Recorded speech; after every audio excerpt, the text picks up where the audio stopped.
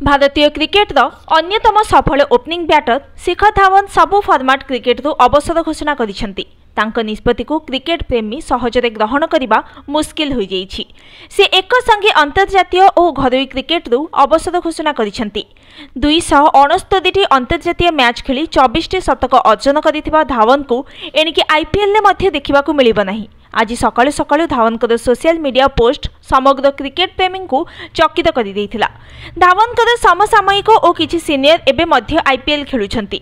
Fitness को नहीं धवन को ऊपर प्रश्न उठाइबा असंभव। फॉर्म रे मध्य से भली अवनति होई नाही। तथापि से अवसर नहीं अगणित प्रशंसकों मन भांगी देइछंती।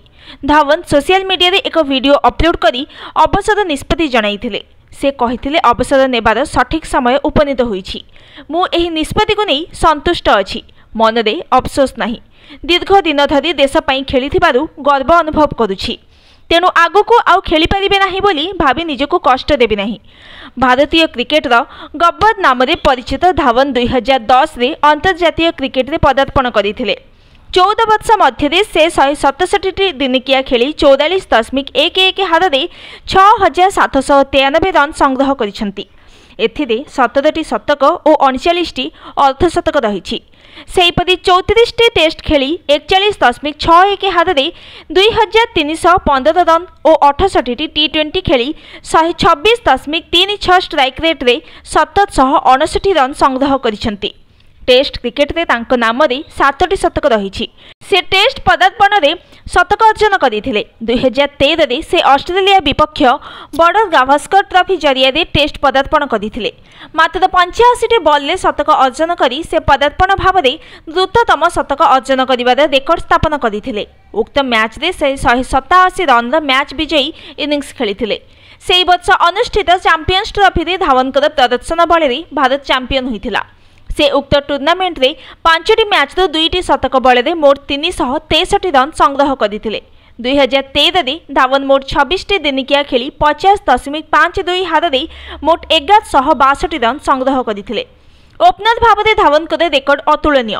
रोहित शर्मा और धवन जोड़ी दिनिकिया क्रिकेट रे मोट 18टी शतकीय भागीदारी गठन करिसेंती। सर्वाधिक शतकीय ओपनिंग भागीदारी सचिन तेंदुलकर और सौरभ गांगुली नाम रे रही। आईसीसी टूर्नामेंट रे धवन सर्वदा श्रेष्ठ प्रदर्शन करिसेंती। 2013 चैंपियंस ट्रॉफी व्यतीत 2014 एशिया कप, 2015 दिनिकिया विश्वकप, 2017 चैंपियंस ट्रॉफी और 2018 एशिया कप रे से सर्वाधिक रन स्कोरर साब्यस्त होइथिले।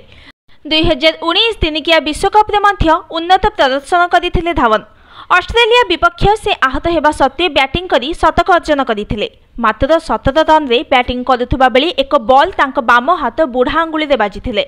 आंगुली भांगी जाइथिले हे से मेडिसिन खाई बैटिंग करिथिले और शतक अर्जन करिथिले। आईपीएल रे धवन एक प्रकार अप्रतिद्वंदी कहिले भूल हेबो नाही। 16टी संस्करण मध्य Dhawan Delhi Capitals, Mumbai Indians, Deccan Chargers, Sunrisers Hyderabad और पंजाब किंग्स मध्यरु मोट 222टी मैच खेली 127.14 स्ट्राइक रेट रे 6769 रन संग्रह करिसेंती। 2004 रे अनुष्ठित 19 वर्षर कम विश्वकप रे धवन प्रथमे लोकलोचन को आसीथिले। उक्त संस्करण रे से 7टी मैच खेली 84.16 हार दे मोट 505 रन संग्रह करिथिले।